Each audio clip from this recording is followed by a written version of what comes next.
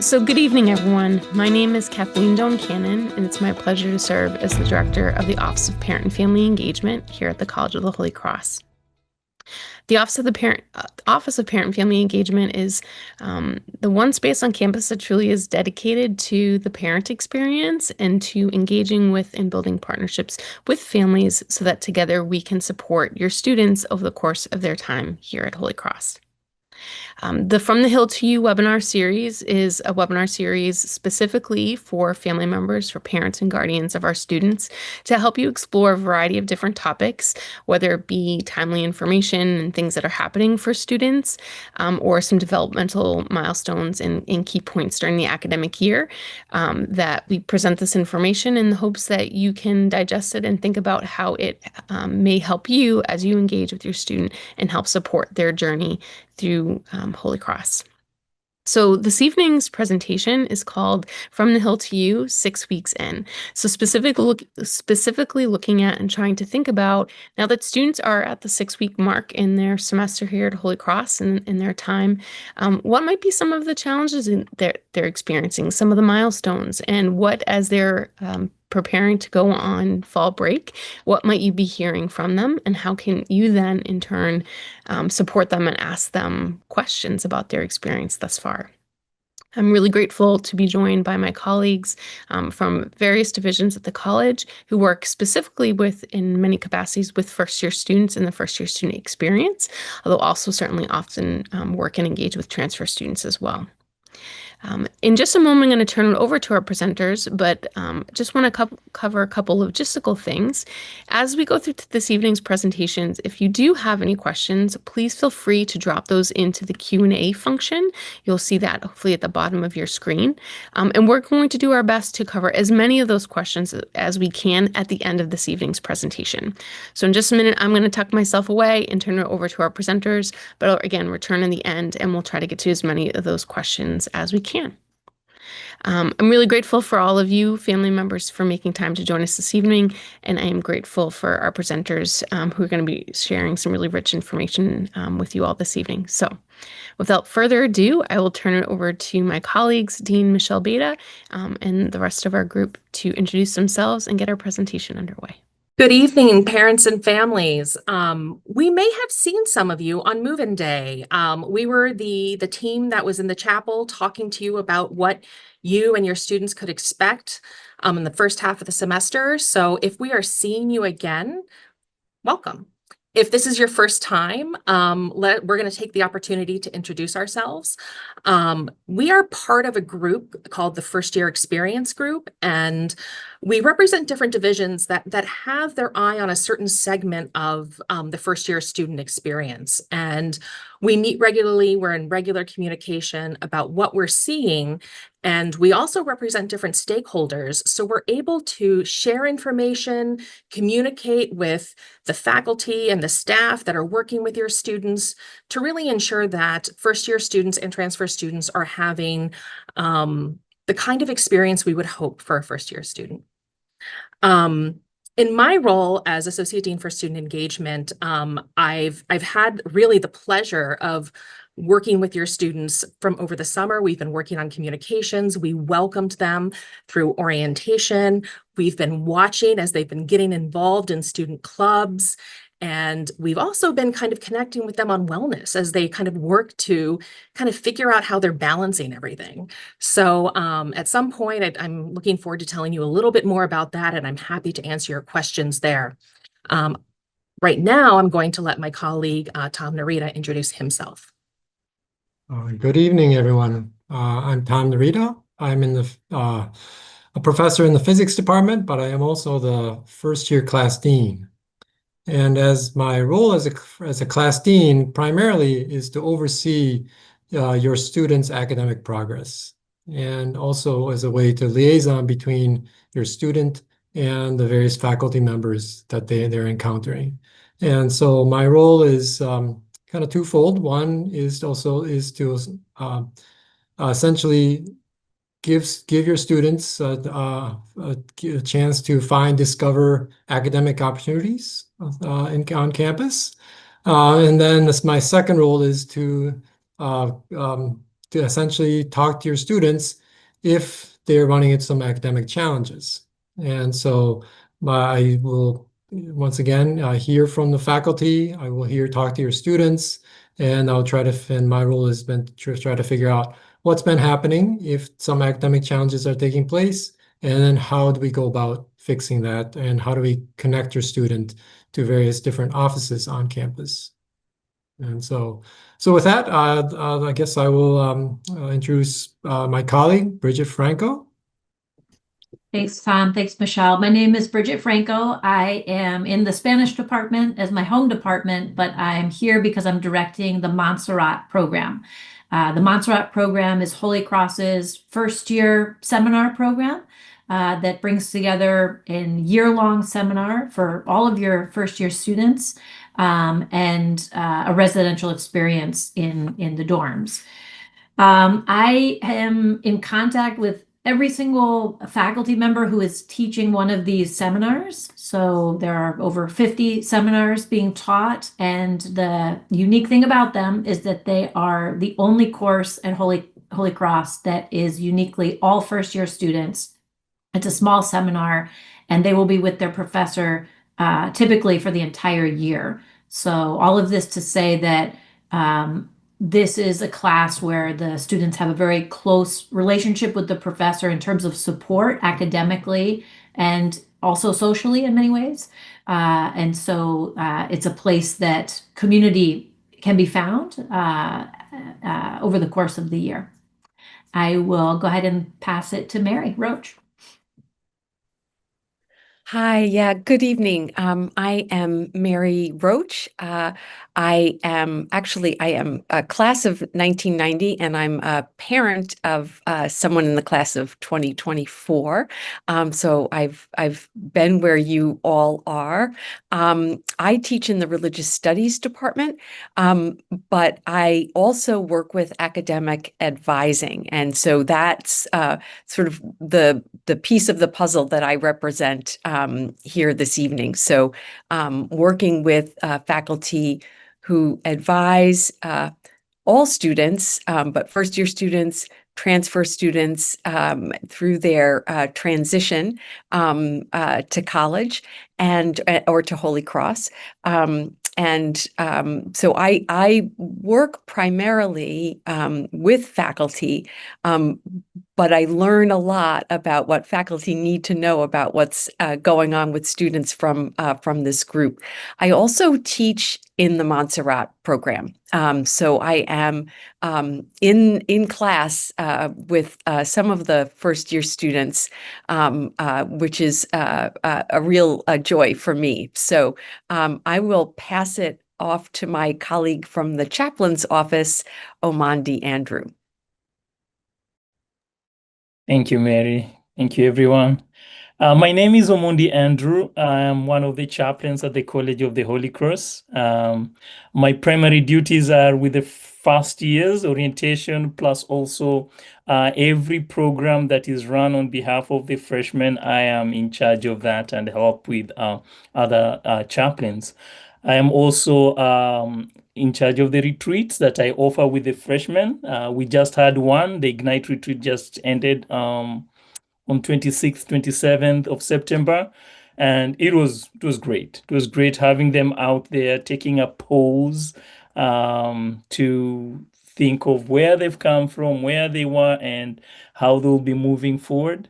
I'm also in charge of faith, that is people who wants to do especially the Catholic faith. So those who come in and they want to get confirmed, I'm the person that they contact for that matter. So yeah, and we do all other programs together with the chaplains, helping the students to grow as they study at the College of the Holy Cross. Thank you.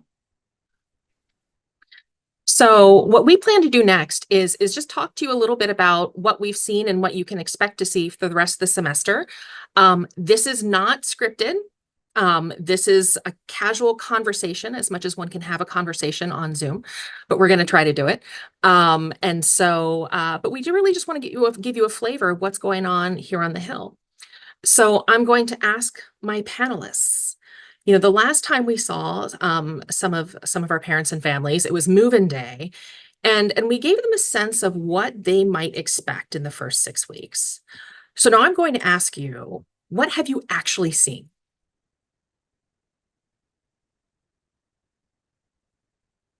I guess I'll jump in first. I can say I'm guessing about 90% of the students are doing really well. They've talked to me about the friends they've made. They've talked to me about clubs that they've joined, the athletic teams that they're practicing with, and teammates that they're bonding with. And so, in the classes that they are taking, a lot of people have said, "Oh, I love so-and-so's class." And when I ask them why, they often mention that they're learning things that they never saw in high school. They're getting to work with other students who are talented and hardworking, and just like them, and they feel like they're feeling like they're in a really good spot. Um, and then so, and then there's as I mentioned, there's some percentage of students who are struggling a little bit. They're struggling sometimes socially. They sometimes have told me that they have had really hard time making friends or connecting with their roommate. Not that they're not getting along with the roommate, it's just that they don't seem to have anything in common, which I think was disappointing.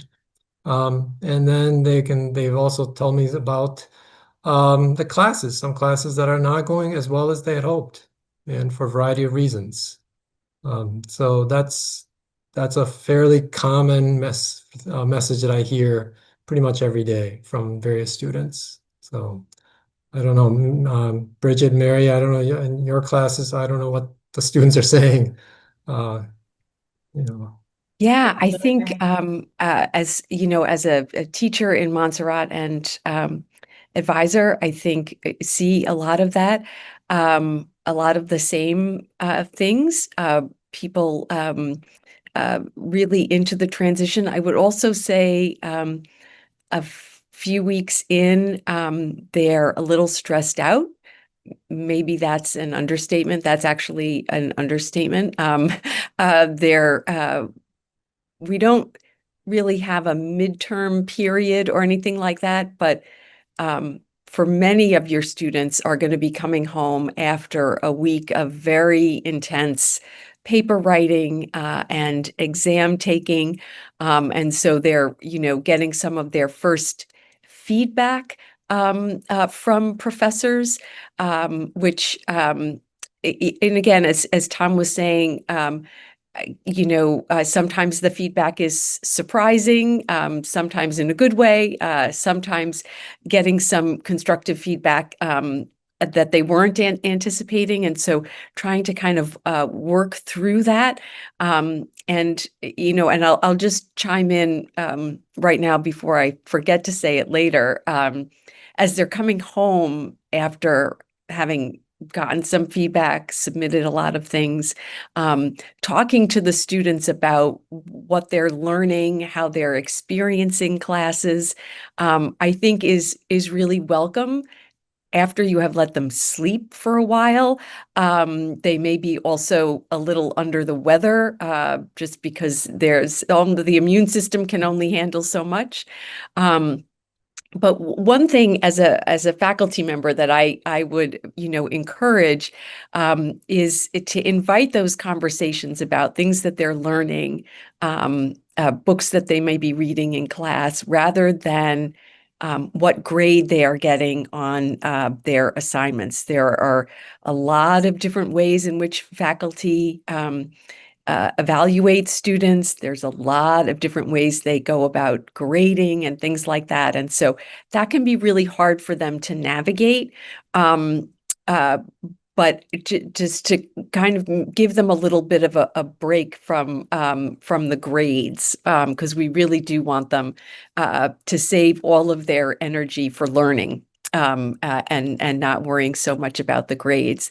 I will say just one other thing. My students wrote, first year students wrote a reflection this week about a video that we had watched, and thinking about how we learn about the other people's stories and how we learn who other people are, and sometimes we have well, for this, it's we've sort of fallen for a single story about another group of people, whether that's the students from Massachusetts or it's the athletes or any sort of way you can kind of think about it. And students were really kind of wrestling with that question about how they bridge some of those differences, and learn really about the fullness of another person and not just the stereotype that they know.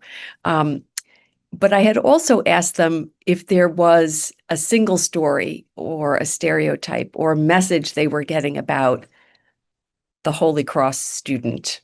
And I will share with you that one of the most common answers that I got was that everyone here meets their friends for life. And I am not sure when that's going to happen for me, and feeling a little worried, a little like, oh, this place isn't the catalog, that we're sort of meeting real people and getting to know folks. So I think that some of that is a lot more common than they fully appreciate. So I think one of the hardest things in reading some of those essays is that students can feel very alone in that feeling, even though there are lots of people who are feeling it. But they're learning a lot. They are doing some really amazing work, making some really valuable and insightful contributions from their own experience in the classroom, and that's always really exciting. And sort of also just being patient with all of the process. We here, even though we're focused on the first year, we are playing a long game. We are really thinking about a 4-year trajectory, and appreciate how long a process of sort of getting to know Holy Cross, feeling like you belong, feeling like you're thriving. But we're committed to that for all of the students. So hang in there. I'll jump in. Thank you so much, Mary. That was a really complete way of kind of seeing where the students are right now in this as we approach, a month and a half in, and for some students longer. Students who have been here for summer onboarding programs or for other reasons actually have been on campus longer, and so that's also something to take into account if that's your situation in your family. But what I would like to say from the Montserrat point of view is that I kind of my favorite way of thinking about the first year is a roller coaster ride. There's going to be ups and downs and maybe feeling a little sick sometimes because you're anxious or not sure what's coming your way. And I think that at this point we kind of have we've crested that first mountain and had an exhilarating ride, but that ride is coming down too. And so some students are feeling that kind of sense of, the honeymoon period is coming to an end, and now I'm in the reality of taking these courses, right, that are perhaps challenging, or sometimes they're just new. And, not every professor is going to have the same grading system. So all of a sudden, students are having to manage all of these different courses with different ways of being evaluated. They're in a class with all first year students, but then they have 3 other classes that are most likely mixed with second year, third year, fourth year students. And so there's a lot of comparison going on, most likely academically, and a lot of adjusting. And part of that is figuring out, what are my strengths here as an academic, as a student? And also, what areas do I still have to work on? So I would encourage, if you have the privilege of having your student home with you over the fall break, and if you don't, to hopefully be in contact with them and to ask questions around kind of metacognition, right? How do you learn best, and how's that working out for you right now? What worked for you in high school that is just not quite cutting it right now? And have you thought about places that you could go on campus? We have so many free academic resources for students, from the Center for Writing to the Academic Services and Learning Resources services, to simply going to the professor's student or office hours. That's probably the number one thing. If you can in any way encourage your student to go to see their professors, plural, all of them, that is probably one of the most high impact practices, and helping a student feel empowered to take that step on their own is crucial. And sometimes students don't feel comfortable doing that until after their first year, which is a loss in my mind for both the professor and the student. It's a lost opportunity. So that's something that, encouraging your student to reach out and to do that often is also something that can be very impactful as they figure out, where am I academically and what do I need to be successful here. And then I will, before I'm going to throw it to Amandi. The last thing I will say that piggybacks on what Mary said was that if they are coming home for the break, and even if they're not, there are other ways to think about this, but what they're looking for, and this is based on conversations I have with students, is going home. They're looking for care and comfort, community, going back and seeing friends from high school, relaxing. They are in their mind that have a utopic vision of what it will be to come home. And as a parent myself of a first year college student, the first thing I would want to do is ask all these questions, right? And not let them relax, but figure out how everything is going. So if in the way that you do, if there's a way to make fall break feel like it is home and relaxing and care filled, I think that after that, they might perhaps be more open to sharing some of the struggles that they might be going through, or the ups and downs. Omande, the chaplain's office, also a wonderful resource. I don't want to leave out the chaplain's office. Thank you, Bridget, for adding that. Yeah, I mentioned that I work with students on Ignite Retreat, that is especially for the first year students. And we just had one that just ended, and I can assure parents here that we are on the right track. Whenever I meet student and I ask them, like, how are you doing? What's going on? How are you feeling? How are you settling? There's always a positive response. And, the classes are working out well. They're trying to find their space, having their friends and all that. And it is really great.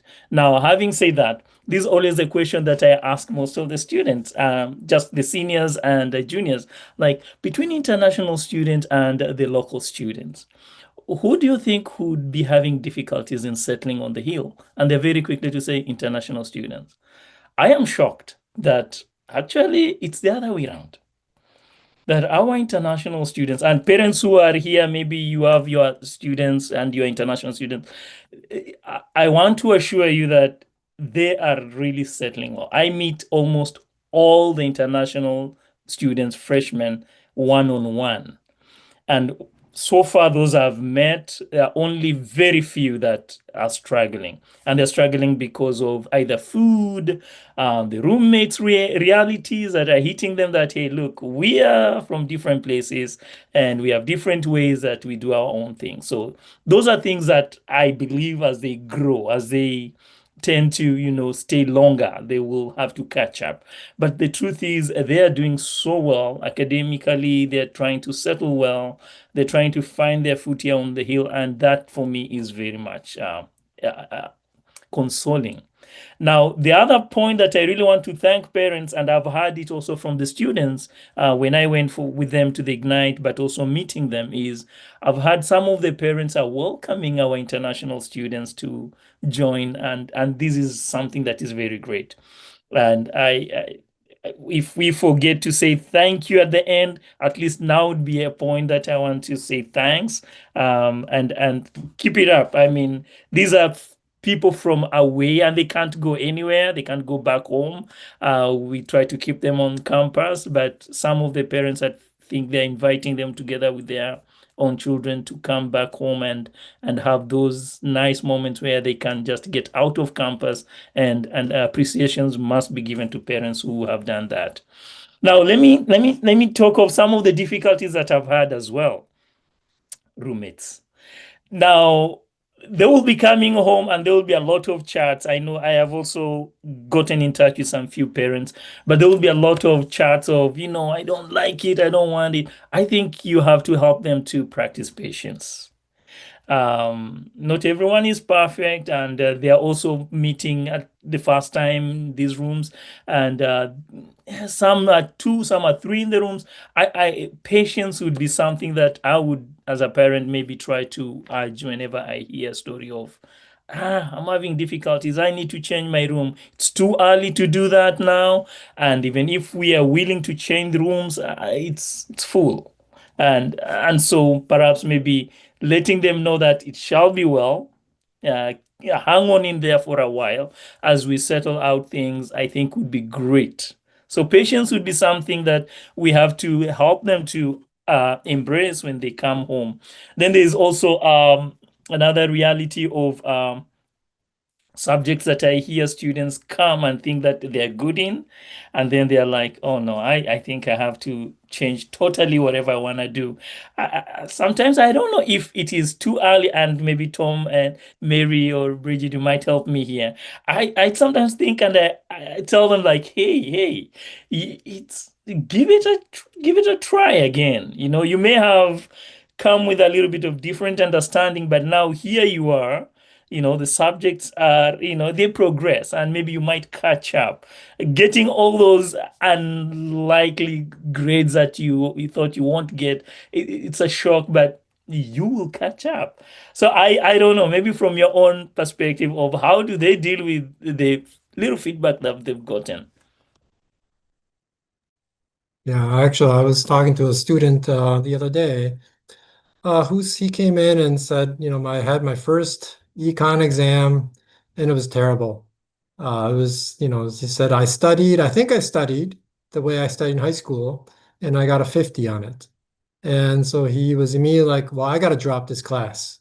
And so he came to my office and said, I need to drop, help me drop this class. And the conversation evolved as, yes, okay, I'm not here to like prevent you from dropping, right? If that's really what you wanted, but let's talk a little bit more about, why was it that you felt like you studied okay, but maybe it wasn't. And more we talked, more the story came out, and things like, well, when I in high school, my parents, had me do this and this, and so I was always on task, and now I have one class a day, maybe two, and I have all this free time, and I just, spend it. I don't even know what I do with it. All right. So I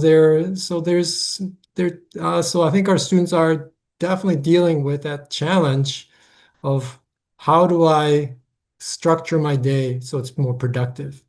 And so I think, and not knowing exactly what to do, I think their first instinct is to cut loose and say, okay, I got to get rid of that class because I don't want my GPA to tank and I'm never going to get a job after, because of that class. And so, yeah, so as Amandi mentioned, one thing you could do, I think, is to preach patience and say, hey, okay, maybe the first exam paper didn't go well as you thought, but why a lot of our professors are willing to bend backwards, to like make things better, to help you recover. And and sometimes all it takes is for the student to go back to the professor and say, yes, that was my mistake, my bad. I need to get better. I'm going to access some resources like the academic, service and learning resource, so that I can try to have better practices in my life, in my college life. And oftentimes, the professors love that. They'd love to hear students say, yes, I'm going to make some changes, not just words, but actually take action. And, we love to help students that come to us like that. And so I urge you that, if a topic comes up ever that they say, I'm going to drop that class, I'm going to make it, I don't want my GPA to go south or something like that. Please, talk to them about, what can we do?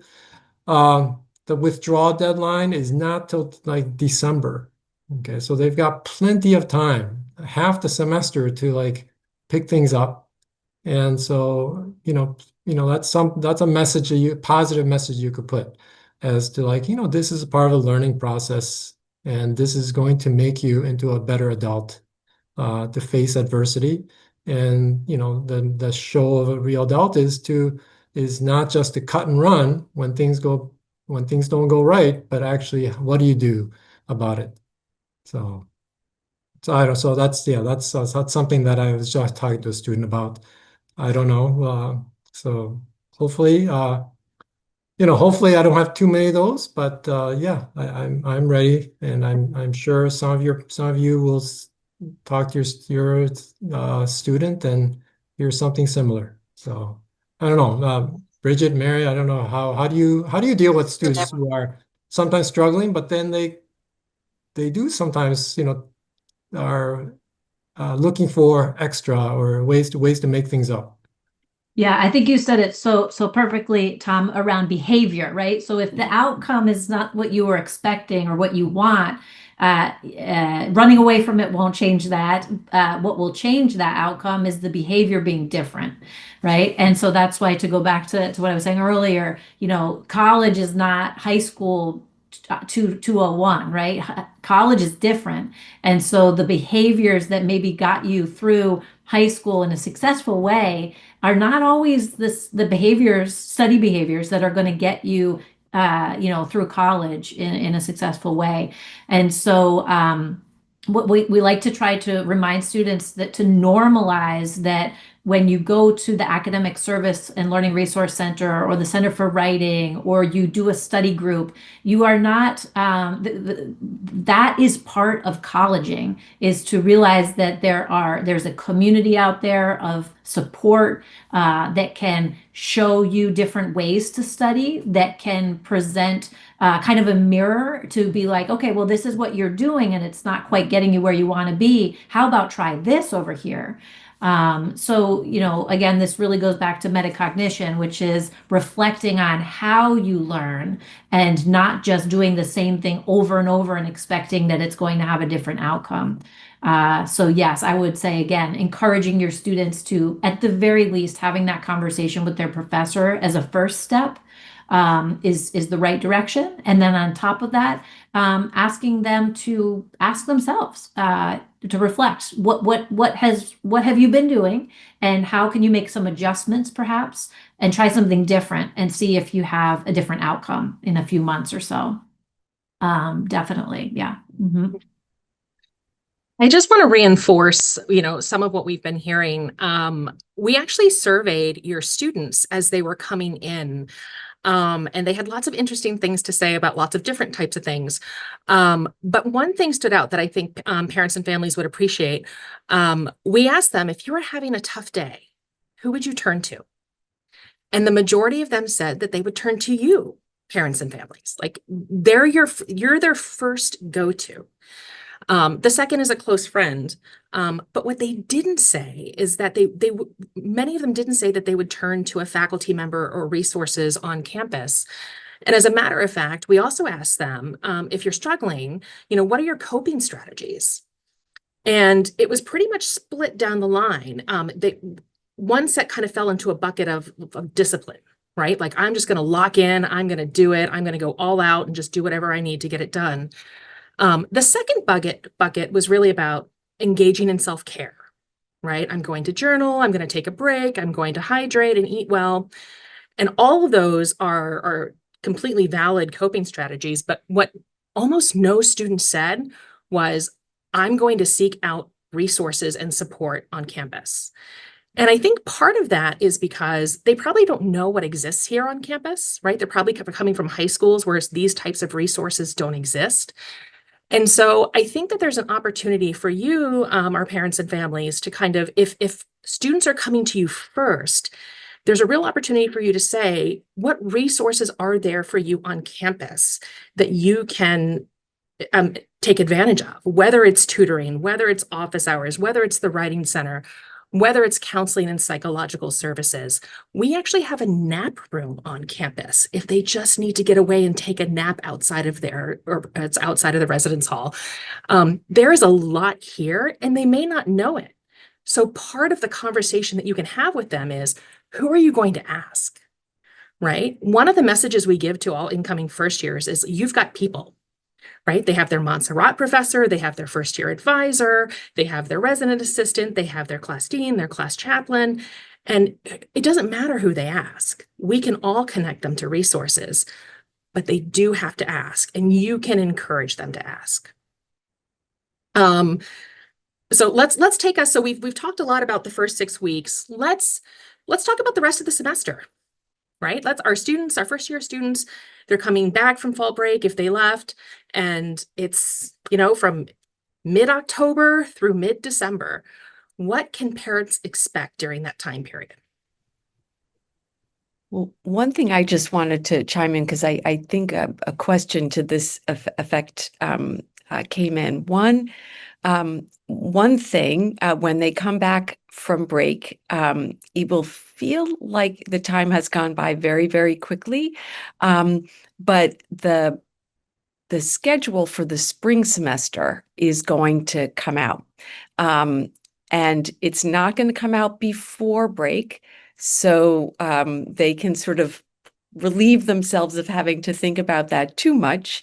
But they can expect to be hearing from their academic advisor. And again, anything you can do to encourage your student to respond to that email and schedule an appointment, because their academic advisor will want to be meeting with them to think about what they would like their spring semester to look like in terms of their courses, and thinking again about how they build on strengths that they have from this semester, new things that they want to be, trying or exploring.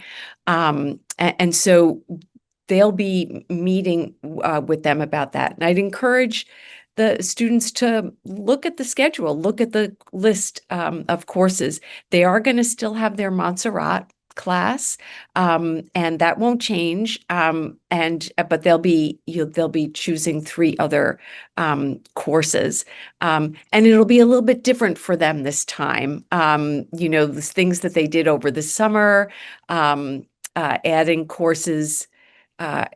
It was 5 o'clock our time here in Worcester that they were doing that. Some of you may have been very different time zone, but they're all here now, and it will be at 7 o'clock in the morning. And so there are a number of things to think about. Their registration happens over a couple of days. They'll get plenty of information about how all of that works. But meeting with their advisor is invaluable, and it's also necessary. They can't enroll in classes without having that conversation. So really encouraging students to do that. The first year class, the students will be enrolling in November. And the first year class, the class of 2029, will be enrolling last. But folks of you, if you are here with students who have transferred in 27, 28 class, they'll also, it will be early in October, and each class will enroll on a different day. So it's, it's it's great to have a conversation about, again, what they're interested in, and again, how they're experiencing being successful now and how they want to, build on that for the spring.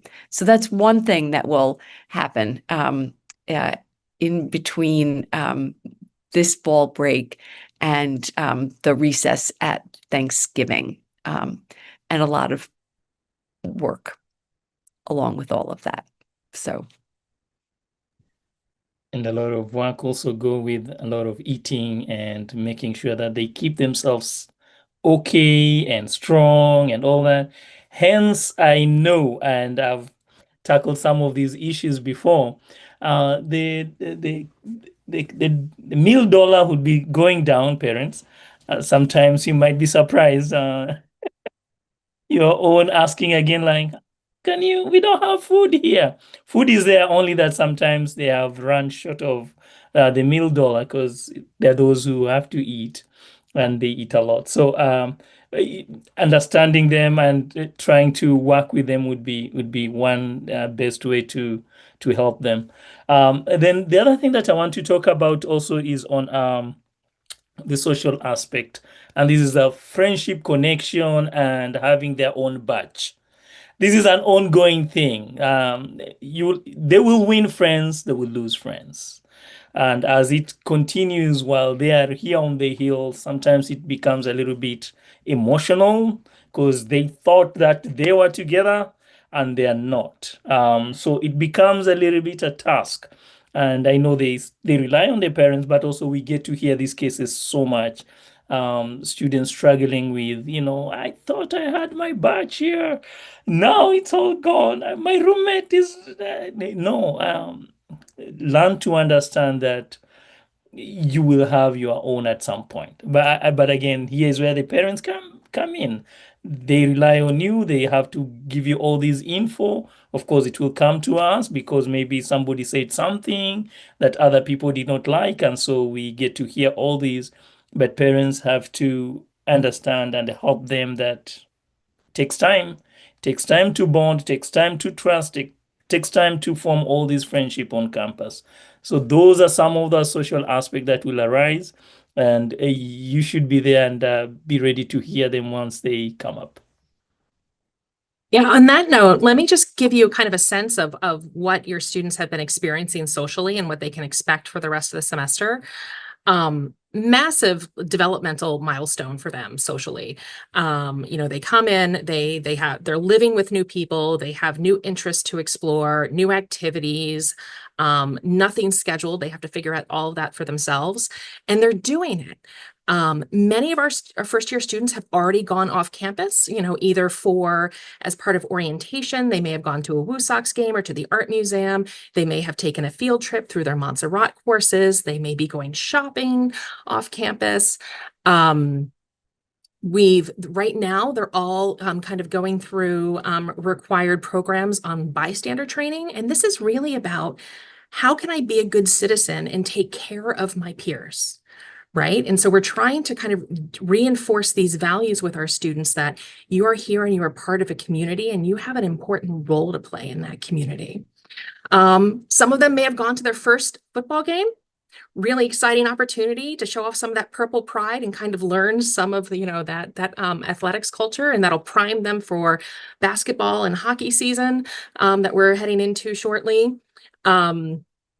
We had our first kind of co-curricular extravaganza. This is our student club and organization fair. And so lots of students had the opportunity to sign up for clubs. A lot of those clubs are already planning events and holding events.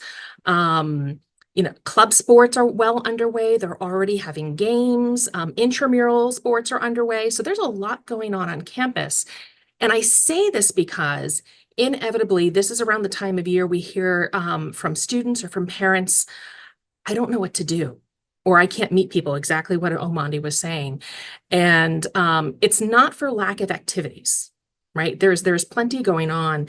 Sometimes they might not feel comfortable going to something. And if you were at our move-in day, you might remember me saying, first year students move in packs.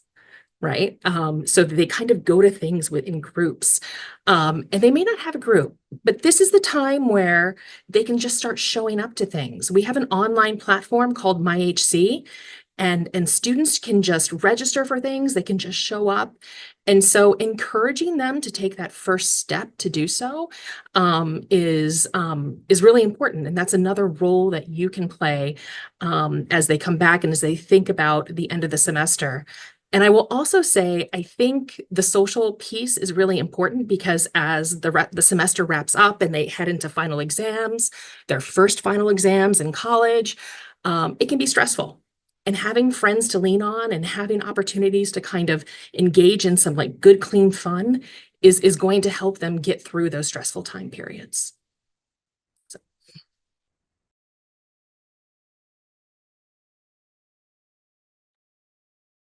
I think I'll just add a tiny little note about time management. That can be part of this puzzle as well. So a lot of times when humans are feeling overwhelmed or stressed or faced with a new reality that they don't quite know, what to do with, we will procrastinate. We will hole up in a room and not get out. So that's something that, again, encouraging your student to do, to get out, like Michelle said, even something as simple as, walk through the Hogan Campus Center. There are always things set up on the second floor outside of the Cool Beans Cafe where you can just literally walk around and talk to people who are excited to talk to you.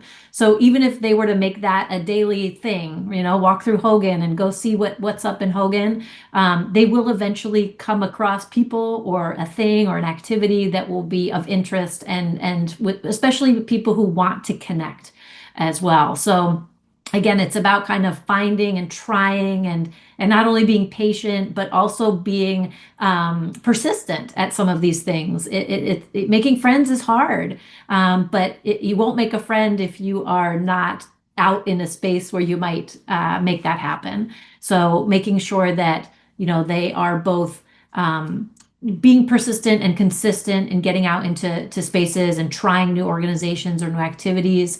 And also thinking about how they're managing their time. So that could be something that could be interesting to talk about in terms of let's look at your weekly calendar. Look at all that space you have between this class at 9 and the class at 2. What can you do to help yourself resist the procrastination and actually that's a study block. That's a time I'm going to go get a coffee with a friend from Montserrat. This is when I'm going to my professor's office hours.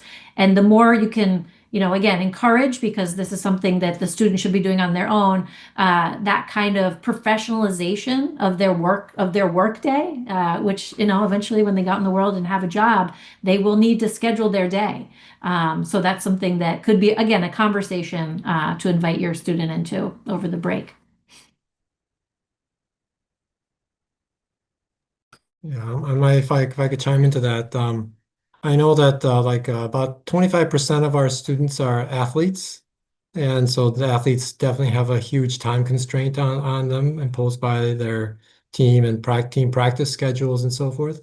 But also, I just want to mention that there are a lot of students who are participating in not athletics but other college events like the art and theater and the community-based learning.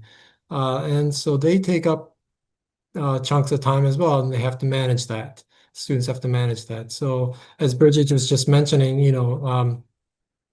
it's a new world to fill your schedule with your own things and not just waste them away. And so, a lot of students I've talked to have said when they went to the Academic Services and Learning Resource Center, they were shown how to use a calendar. They were given strategies and how to best use the time in between classes.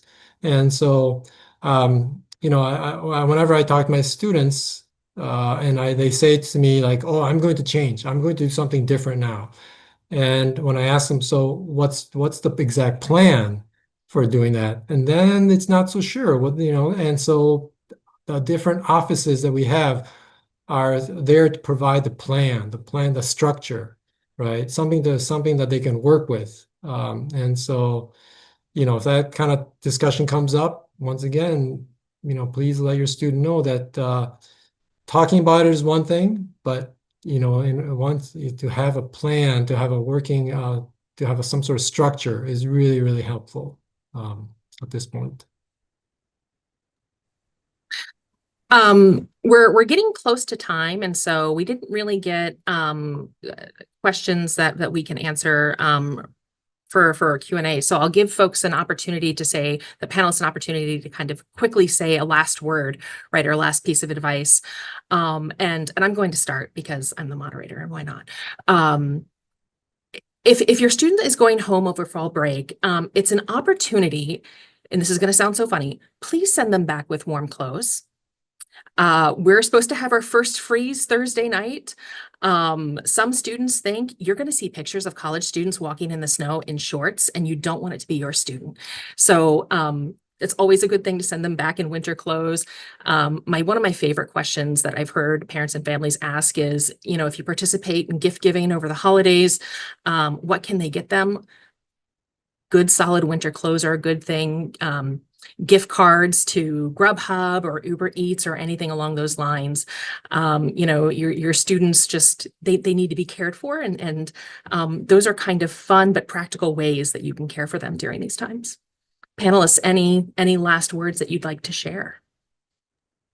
I can throw in one or two. One is we need to get out of class at some point and do something. We have a very beautiful gym, and if they can make use of it, the better. It goes well with academics, I can assure you. For sure, those who have done it, they've really seen progress. The other thing is just keep in touch with them. Communication. Thank you.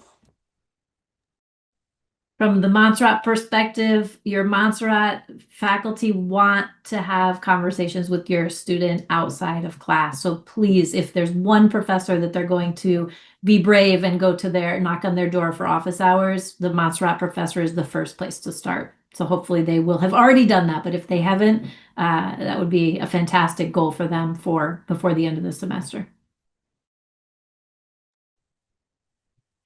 Yeah, I would echo that. And I think it builds on Omandi's point about communication, which is, I think, the key, and that all faculty, advisors, right, really want to be in your students. They really are in their corner, and they want to communicate and celebrate all of the wonderful things that are happening. They want to be there to help strategize, ways to be successful when there are challenges. So, I think keeping that communication, and we're people too. We're probably all a little stressed out around now, and we're getting a little tired. We're also counting down to break, and having that downtime. But even as I say that, we're going to be really excited to see them again, and we really are really confident in how well they're going to do. And so we really want to support them in that. But the communication is really key. One student in my life said, I just treated office hours like my fifth class. I just scheduled them in, and it was a way. I didn't wait till I had a challenge or I didn't understand something, and I was able to get so much more out of a course because I was engaged in those conversations. So,